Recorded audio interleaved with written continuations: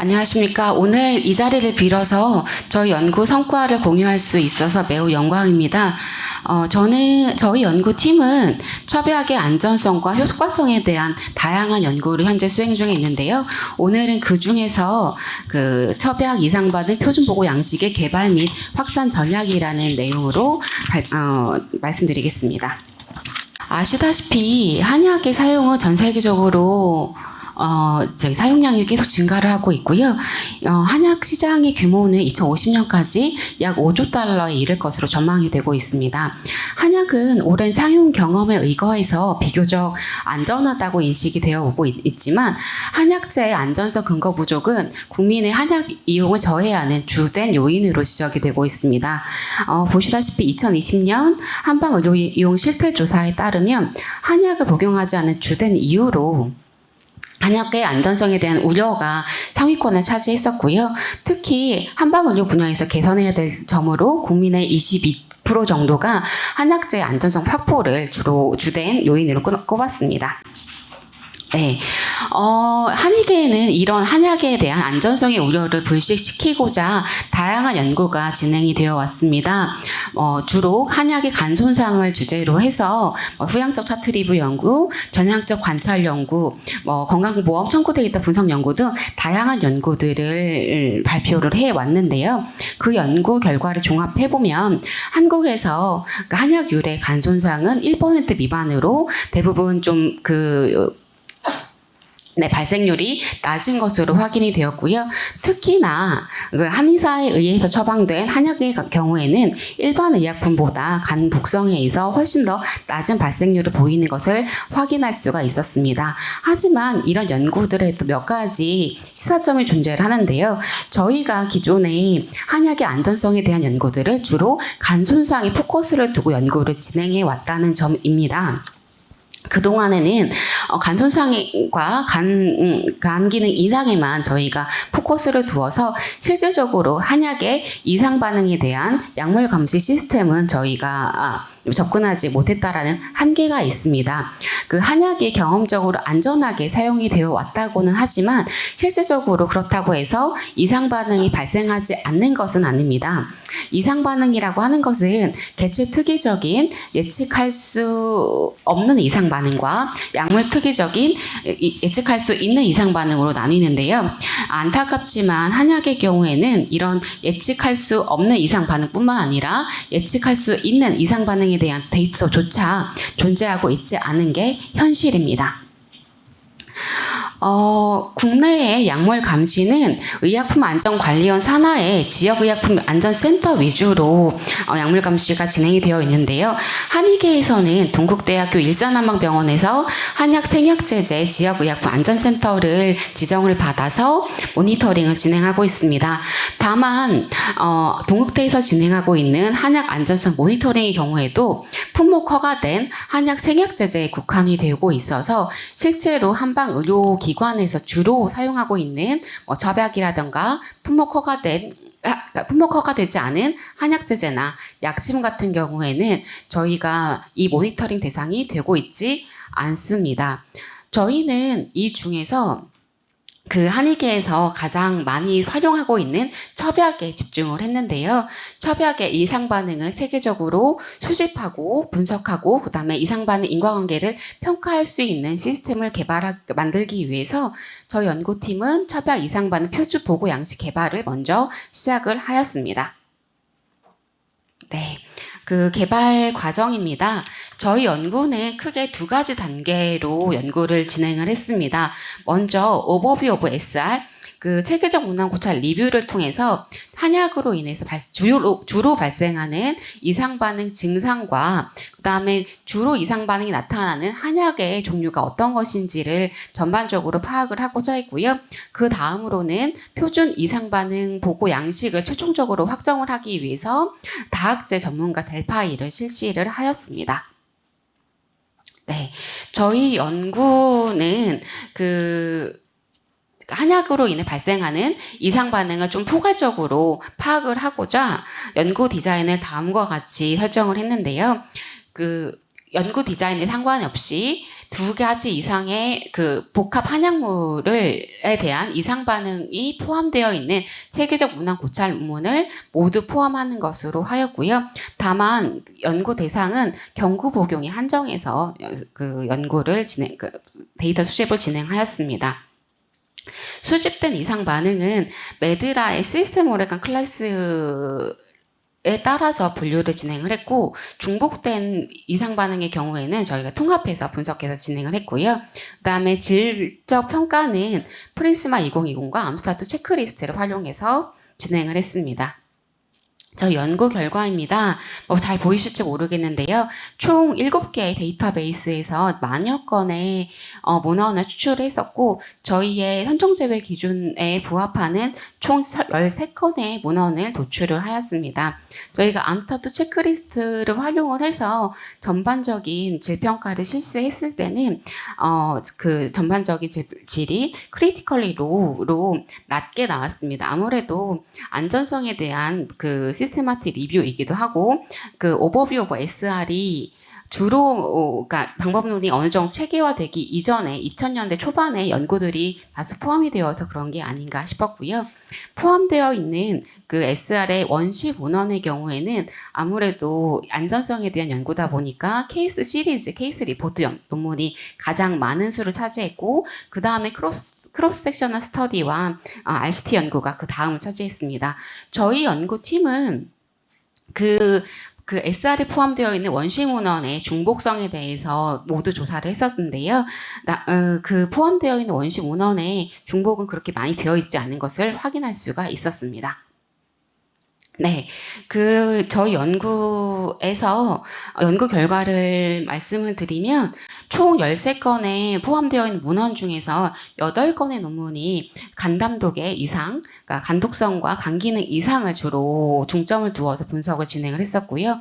그 다음에는 신경학적인 문제와 그러니까 위장관계, 그 다음에 심혈관계 순으로 주로 이상 반응을 분석한 것을 확인할 수가 있었습니다. 그리고 다빈도 한약으로 인해 발생한 다빈도 증상은 오심이 가장 많은 수를 차지했고요. 그 다음 순으로 설사, 구토, 황달, 발진, 두통, 어지러움증 등의 빈도로 많은 증상을 나타나는 것을 확인할 수가 있었고요. 다빈도 징후로는 빈맥, 발열, 그다음에 혈압 상승, 동공 확장, 그다음 백혈구 감소증 등의 증상이 나타난 것을 확인할 수가 있었습니다. 그리고 일부 그 부자가 포함된 한약재에서 사망에 이르는 심각한 약물 이상 반응이 관찰된 부분도 있습니다. 네. 저희는 이런 연구 결과를 바탕으로 델파 연구를 실시했었습니다. 저희가 오버뷰 오브 SR을 통해서 실질적으로 한약으로 인해 발생하는 주된 이상 반응을 216가지를 추출을 했었고요. 다만 이상 반응 표준 보고 양식을 개발하기 위해서는 보고 항목이 어떤 것이 있는가를 조사가 필요했기 때문에 저희 연구팀에 수집할 수 있는 그 다양한 이상 반응 보고 폼들을 수집을 해서 항목들을 추출을 했었고요. 저희가 그때 수집한 양식은 시움스 원 폼과 WHO 가이드라인, 그 다음에 홍콩 가이드라인, 그리고 저희 국내에서 수집하고 있는 이상 반응 보고 폼과 그다음에 크루스키가 발표한 논문들을 참조해서 이상 반응 보고 항목을 최대한 추출을 하고자 하였습니다. 이렇게 추출된 이상 반응 보고 항목과 그다음 주요 이상 반응을 18분의 다학제 전문가분들을 모시고 3차례의 델파 연구를 통해서 합의를 도출을 했었고요. 그 합의를 도출해서 나온 초안의 경우에 초안을 저희 9분의 임상의 분들의 임상 적용성 평가를 통해서 최종 그 보고 양식을 도출할 수가 있었습니다. 네. 저희 델파 연구 결과를 잠깐만 말씀을 드리면요. 총 5개의 보고 항목에서, 그러니까 5개 보고 항목이라고 하면 환자 정보, 이상 반응 정보, 약물 정보, 보고자 정보, 그 다음에 종합 의견, 이렇게 5개의 항목에서 총 67개의 이상 반응 보고 항목을 도출했었고요. 그 다음에 오버뷰 오브 SR을 통해서 총 216건의 이상 반응 항목을 도출했습니다. 그 67개의 보고 항목과 216개의 이상 반응 항목을 가지고 델파 연구를 실시를 했었는데요. 아무래도 다학제적인 많은 인원의 전문가분들이 참여하다 보니까 좀 합의하는 과정이 수월하진 않았습니다. 그래도 다행히 3라운드에 걸쳐서 도출을 해서 최종적으로는 58개의 이상반 보고 항목과 46개의 이상반 항목을 도출할 수가 있었고요. 이 항목들을 가지고 저희가 초안을 도출을 했고, 이 항목을 실질적으로 9분의 임상의 분들을 섭외를 해서 실질적으로 진료해서 이 환자들의 이상반응이 나타났을 때를 써보도록 하시고, 그러니까 소견을 받아서 저희가 업그레이드를 해서 최종적으로 항목을 도출했습니다. 지금 보이시는 슬라이드가 실제로 저희가 개발한 최종 표준 이상 반응 보고 보고 양식이고요. 사실 이건 영문판으로 되어 있지만 한글판도 마련이 되어 있습니다. 네. 사실 이게 항목을 보고 양식을 개발만 한다라는 것은 크게 의미가 없고요. 실질적으로 이게 개발한 양식을 확산을 해서 실질적으로 데이터를 수집하고 분석하고 평가할 수가 있어야 진정한 의미가 있을 것입니다. 그래서 저희 연구팀은 확산과 임상 적용 과정에서도 신경을 썼는데요. 먼저 국제적인 학술적 타당성을 확보하고자 저희 개발 과정을 국제적 학술지에 이렇게 게재를 완료하였고요. 또한 개발된 결과를 대한한의학방재학회의 교수님들께 검토를 받아서 최종 인준을 마쳤습니다. 또한 국제적으로도 활용성을 좀 강화하고자 코멧 이니셔티브라고 하는 코어 아웃컴스에서 등록하는 국제적인 레지스트리 사이트에도 저희가 등록을 완료했었고요.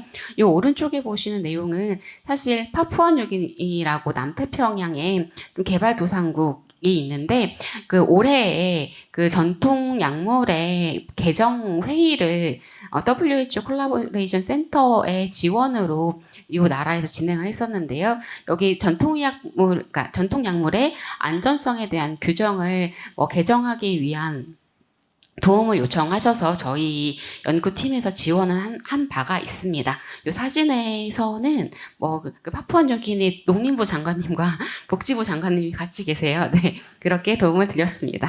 네, 또한 그 범국민적인 홍보를 좀 하고자 저희가 홍보 기사도 저희 게재를 했고요. 또한 블로그나 카드뉴스 등을 통해서 범국민적으로 한약 이상 반응이 보고 양식 개발되었고 앞으로도 수집과 그다음 인과관계 평가가 지속적으로 될 것이다라는 것들을 홍보를 완료하였습니다.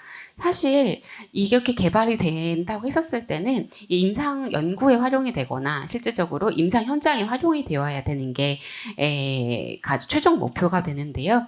저희 연구팀에서는 레지스트리 연구를 다양하게 수행하고 있는데 현재 알레르기 비염의 레지스트리 연구와 그다음에 안면신경마비 레지스트리 연구에 보고 양식이 적용이 되어서 실질적으로 데이터가 수집이 되고 있고요. 수집된 데이터는 저희 연구팀과 동국대 지역의약품 안전센터 연구팀의 크로스 체크를 통해서 인과관계 평가를 해서 데이터베이스를 현재 구축하고 있는 중입니다.